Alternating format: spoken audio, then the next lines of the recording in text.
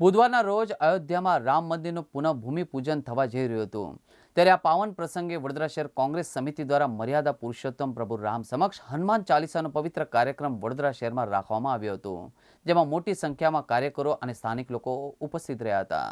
આઝાદ ભારત પછી 1986માં સ્વર્ગસ્થ રાજીવ ગાંધીજી જ્યારે વડાપ્રધાન હતા ત્યારે મંદિરના દરવાજા ખોલવામાં આવ્યા। ત્યારબાદ 1989માં શિલાન્યાસ કરવામાં આવ્યું અયોધ્યામાં। એ વખતે રાજીવ ગાંધીજી કહેતા હતા કે દેશમાં રામ રાજ્ય હોવું જોઈએ અને પહેલું જ ઉદાહરણ એ હતું જ્યારે શિલાન્યાસ કરવામાં આવ્યું ત્યારે એક દલિત યુવાનના હાથે કરવામાં આવ્યું। એટલા માટે કરવામાં આવ્યું કે રામ રાજમાં કોઈ જાતિવાદ કોઈ ધર્મવાદ નથી હોતો અને રાજીવ ગાંધીજીનું સ્વપ્ન હતું રામ રાજ। ભારત દેશ એક એકતાનું પ્રતીક છે।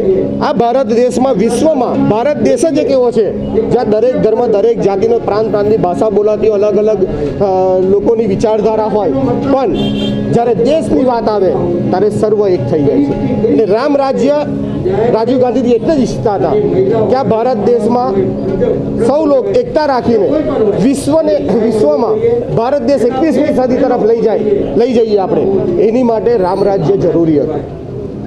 એ યુવાનની જરૂર છે આ દેશને, એ મહિલાઓના યોગદાનની જરૂર છે, તમામ લોકોની દરેક ધર્મ દરેક જાતિના લોકોનું યોગદાનની આ ભારત દેશને જરૂર છે।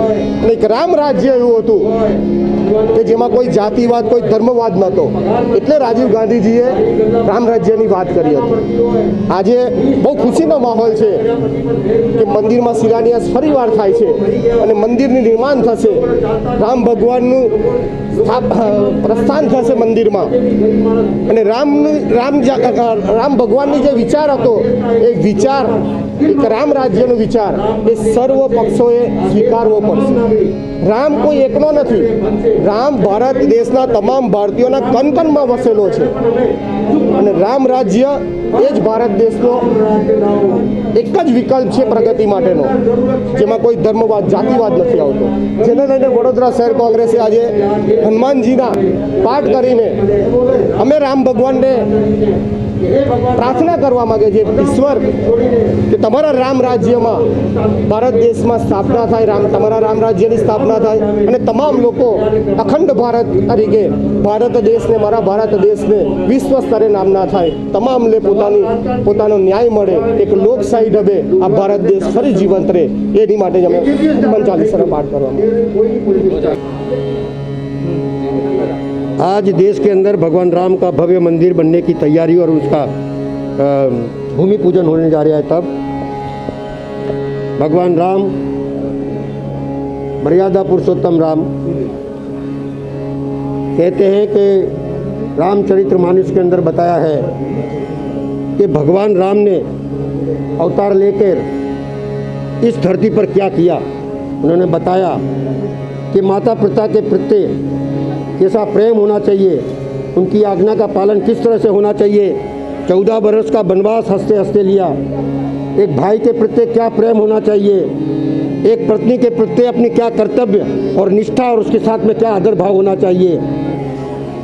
भगवान राम मर्यादा पुरुषोत्तम राम कहलाए, इसलिए कहलाए कि उनके जीवन चरित्र में जो राजा के प्रति प्रजाजनों के साथ में कैसा व्यवहार होना चाहिए ये उन्होंने बताया।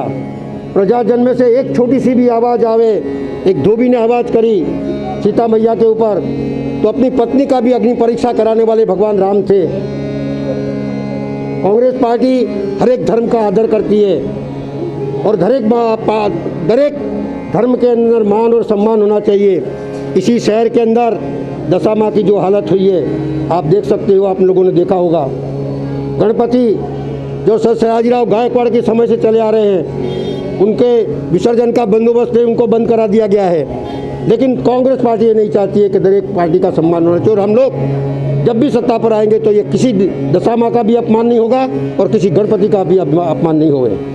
लेकिन साथ साथ में हम ये भी चाहते हैं कि इस देश के अंदर जिस तरह से राम राज्य क्यों कहा गया, तो उसके राज्य के अंदर एक भी व्यक्ति दुखी नहीं था। लेकिन आज हम जब देखते हैं तब कोरोना महामारी है, कोरोना 19 के अंदर लोगों को दवा नहीं मिल रही है, लोगों को बेड नहीं मिल रहे हैं, लोगों को ऑक्सीजन नहीं मिल रहा है, कब कौन कहाँ मर जाएगा उसकी कोई पता नहीं चल रहा है। लोग बेकार हो गए हैं, लोगों को धंधा रोजगार से ख़त्म हो गए हैं, युवाओं को नौकरी नहीं मिल रही है, लोगों की नौकरी जा रही है, लोगों को आधी पगार मिल रही है, फीस भरने की ज़बरदस्ती की जा रही है, धंधे छोटे रोजगार लोग बंद हो ख़त्म होते चले जा रहे हैं और देश के अंदर भुखमरी का जब वातावरण पैदा हुआ है तब मैं चाहता हूँ, भगवान राम से प्रार्थना करता हूँ कि हे भगवान राम, इस देश के अंदर जो दुर्दशा हो रही है और इस देश के अंदर जिस तरह युवा तकलीफ में आया है, महिलाएं तकलीफ में आई है, वृद्ध तकलीफ में आया है, इन सबको भगवान उस दुख में से बाहर निकाले। भगवान राम से प्रार्थना करता हूँ कि इस देश के अंदर राम राज्य आवे और सबको काम मिले, सबको अच्छी खुशहाली मिले सबके घर के अंदर, और ये कोरोना महामारी इस देश में चली जावे और सुख शांति का माहौल इस देश में पैदा हुए, ऐसी भगवान से प्रार्थना करता हूँ। आज उनका जયારે मुहूर्त हो रहा है, भूमि पूजन हो रहा है, तो भगवान से यही प्रार्थना है मेरी कि भगवान इस देश के अंदर सुख और संपत्ति लावे।